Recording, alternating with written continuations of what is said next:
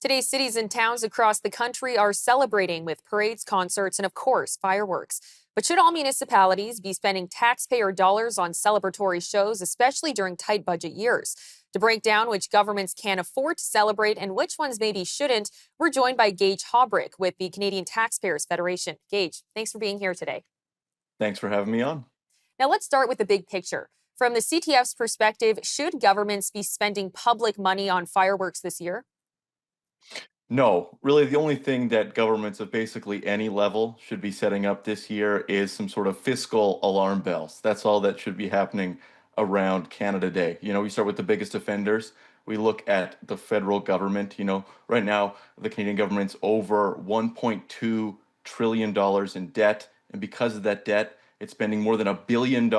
That's billion with a B a week on interest payments on that debt because it keeps borrowing so much money. The amount of money that interest payments are costing Canadian taxpayers is more than the feds send to the provinces for healthcare transfers, and it's more than every single cent the government collects in GST. So you're paying that annoying percentage tax every time you buy almost anything. That doesn't go to pay for roads, hospitals, or anything. It's purely to pay for the government's bad fiscal decision making up in Ottawa. So that's the big one. But we look at provinces, cities all across the country. They're wasting money, they're borrowing more money, and they're all sticking taxpayers with the bill. The last thing they should be doing is expensing some fireworks to congratulate themselves because they're not doing well for taxpayers.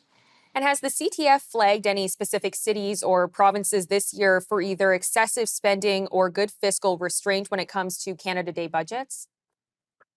Well, there's a couple things that to point out that are pretty ridiculous spending. We look at the federal government. They spent about $34 million on new sleeping bags for the Army. Unfortunately, those sleeping bags do not work in the cold, so they had to get some new ones. So that's a pretty big waste.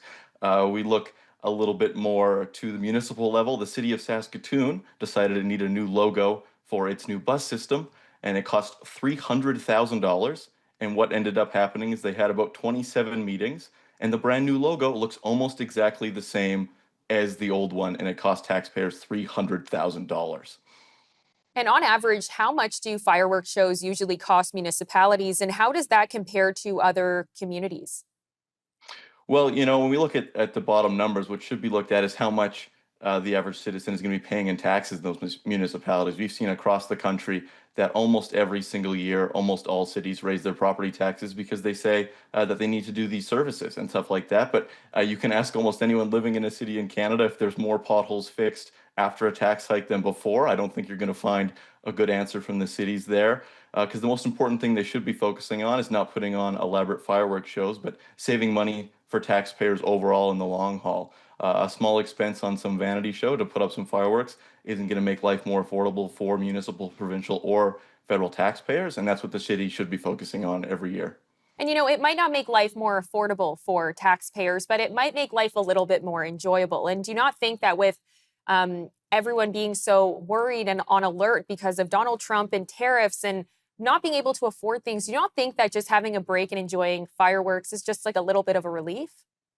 There's nothing wrong with fireworks happening on Canada Day. I mean, I'm probably going to go see the local ones here, but when we're looking at all the things that cities across the country are wasting money on, it's going to be hard to trust them to bring a fireworks show, even something as simple as that, on time and on budget. So if the cities are going to be doing that sort of thing, they got to make sure that they're actually doing it with the best interest of taxpayers in mind and not blowing their already blown budgets on expensive fireworks or anything of that kind of nature. And has the CTF made any formal recommendations to municipalities on how to manage holiday spending more responsibly from a financial standpoint?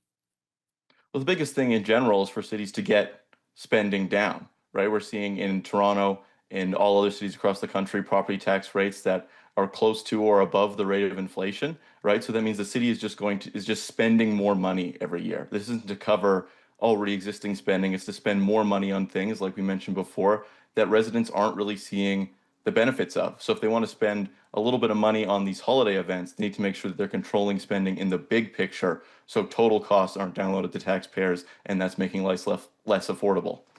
Well, Gage, thank you so much for the time today and happy Canada Day. Happy Canada Day to you too. Thanks for having me on.